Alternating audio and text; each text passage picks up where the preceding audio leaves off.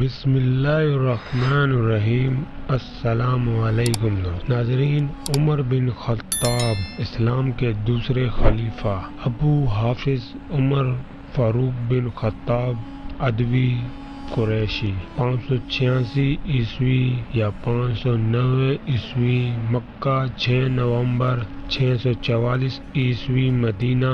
ابو بکر صدیق رضی اللہ تعالی عنہ کے بعد مسلمانوں کے دوسرے خلیفہ راشد محمد مصطفیٰ صلی اللہ علیہ وسلم کے سسر اور تاریخ اسلام کے اہم ترین شخصیت میں سے ایک ہیں۔ عمر بن خطاب رضی اللہ تعالی عنہ عشرہ مبشرہ میں سے ہیں۔ ان کا شمار عالمان زاہدین صحابہ میں ہوتا تھا۔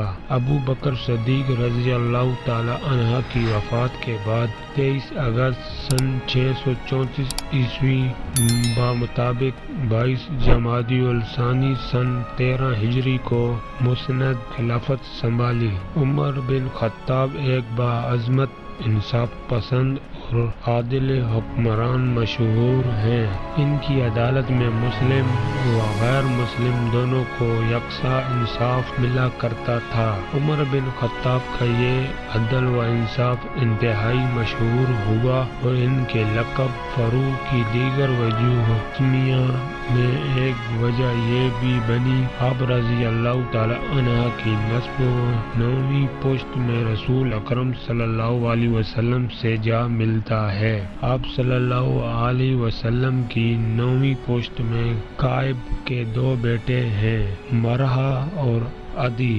رسول اللہ صلی اللہ علیہ وسلم مرحا کے اولاد میں سے ہیں، جبکہ حضرت عمر رضی اللہ تعالی عنہ عدی کی اولاد میں سے ہیں۔ عمر بن خطاب ہجری تقویم کے بانی ہیں۔ ان کے دور خلافت میں عراق، مصر، لیبیا، سرزمین شام، ایران، خراسان، مشرقی اناطولیہ، جنوبی آرمینیا اور تاجکستان فتح ہو کر مملکت اسلامی میں شامل ہوئے اور اس کا رقبہ 22,51,030 مربع میل پر پھیل گیا۔ عمر بن خطاب ہی کے دور خلافت میں پہلی مرتبہ یروشلم فتح ہوا۔ اس طرح ساسانی سلطنت کا مکمل رقبہ اور بازنطینی سلطنت کا تقریباً تہائی حصہ اسلامی سلطنت کے زیر نگین آ گیا۔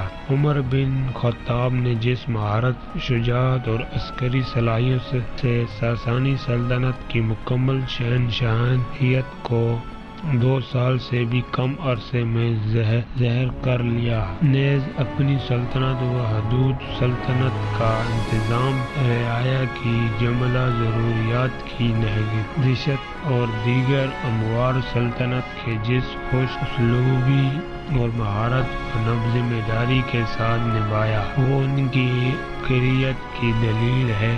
صحابہ کرام رضوان اللہ علیہم اجمعین کے حوالے سے یہ بات معلوم ہونا بھی مسلمانوں کے لیے ضروری ہے کہ کچھ حدیث اور تاریخی کتابوں کے واقعات میں راویوں پر علماء اسلام کی طرف سے جرح بھی کی گئی ہے اور بہت سے راویوں کے حالات معلوم نہیں ہے۔ مسلمان امت صحابہ کرام رضوان اللہ علیہم اجمعین اور اہل بیت اطہار کے بارے میں صحیح عقائد قرآن اور مستند و صحیح حدیث نبوی سے لیتے ہیں۔ بعض روایات جو کتاب حدیث و تاریخ میں اہل بدعت راویوں کی بھی ہیں، وہ اس لیے قابل اعتبار نہیں کیونکہ علماء اسلام نے بدعت سے نسبت رکھنے والی روایات کو مردود قرار دیا ہے۔